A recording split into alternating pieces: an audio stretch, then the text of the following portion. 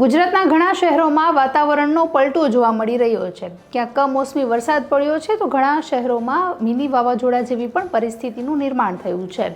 ભારતીય હવામાન વિભાગે 5 દિવસ બાદ બંગાળની ખાડીમાં ચક્રવાતની શક્યતાઓ દર્શાવી છે। જો તેવું થશે તો તેની સંભવિત અસર ગુજરાતને પણ થઈ શકે છે।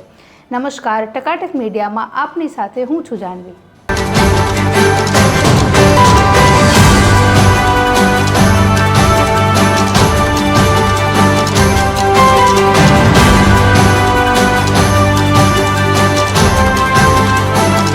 પશ્ચિમ બંગાળની ખાડીમાં 22 મેના રોજ લો પ્રેશર સર્જાય અને તે ઉત્તર પૂર્વ દિશામાં આગળ વધી બંગાળની ખાડીમાં લગભગ 24 મે આસપાસ નાના વાવાઝોડામાં ફેરવાય તેવી શક્યતાઓ હવામાન વિભાગ દ્વારા વ્યક્ત કરવામાં આવી છે। આમ તો જનરલી ચોમાસા પહેલાં જે વાવાઝોડું આવતું હોય છે તે સામાન્ય વાત છે, કારણ કે એ પહેલાં અગાઉ પણ થઈ ચૂક્યું છે। પણ આ વખતે જો તે વાવાઝોડું વધારે જોર પકડે અને તેજ ગતિથી આગળ વધે તો ગુજરાત અને મહારાષ્ટ્રના ઘણા શહેરોમાં અતિ ભારે વરસાદ વરસી શકે તે શક્યતાઓને પણ નકારી શકાય નહીં। બીજી તરફ હવામાન વિભાગે આગામી 48 કલાકમાં બંગાળની ખાડી તેમજ આંદામાન નિકોબાર ટાપુમાં નૈઋત્ય ચોમાસાની શરૂઆત થઈ શકે તેવી શક્યતાઓ દર્શાવી છે। જો આમ થશે તો આ વખતે ચોમાસાની શરૂઆત ધમાકેદાર વરસાદ સાથે થશે। પણ જો કે ખેડૂતોના જે કમોસમી વરસાદ થઈ રહ્યો છે તેનાથી એમના પણ હાલ બેહાલ થઈ રહ્યા છે, કારણ કે તેમની ખેતીમાં ઊભો પાક જે છે તેને ખૂબ જ નુકસાન થઈ રહ્યું છે। અને આ વખતે જે બાજરી અને તલ જેવા ઉનાળા પાક છે તેમાં પણ મોટા પ્રમાણમાં નુકસાન થયું હોવાનું ખેડૂતોનું કહેવું છે। જો કે કમોસમી વરસાદને લીધે જે કેરીના બગીચા છે તેને પણ નુકસાન થઈ રહ્યું છે। આંબામાંથી ઘણી બધી કેરીઓ જમીનદોસ્ત થઈ રહી છે તો બાગાયતી પાક પણ નિષ્ફળ થઈ રહ્યો છે।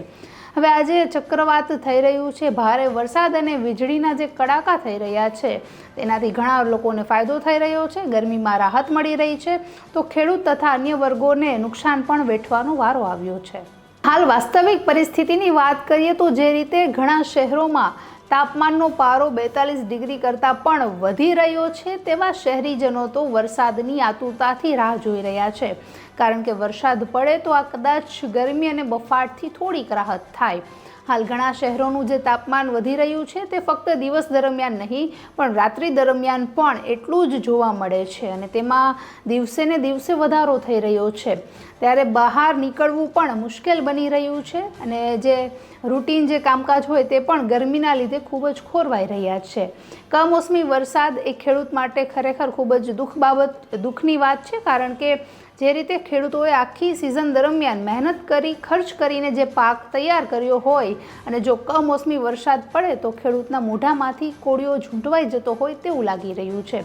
પણ હાલ તો કુદરતની પરિસ્થિતિ છે જેમાં આપણે માનવ સર્જિત કોઈ પણ ફેરફાર કરવો એ શક્ય નથી। ત્યારે હવામાન વિભાગે પણ આગામી દિવસોમાં બંગાળની ખાડીમાં સાયક્લોન સ્ટ્રોમ સર્જાય તેવી શક્યતાઓ વ્યક્ત કરી છે, જેની અસર ગુજરાત તથા મહારાષ્ટ્રમાં થઈ શકે તેવી પૂરતી સંભાવના છે। જો આમ થશે તો ગુજરાતના ઘણા બધા શહેરોમાં ભારે વરસાદ વરસી શકે છે અને સાથે જ વાવાઝોડાની પરિસ્થિતિ પણ સર્જાઈ શકે છે। નમસ્કાર।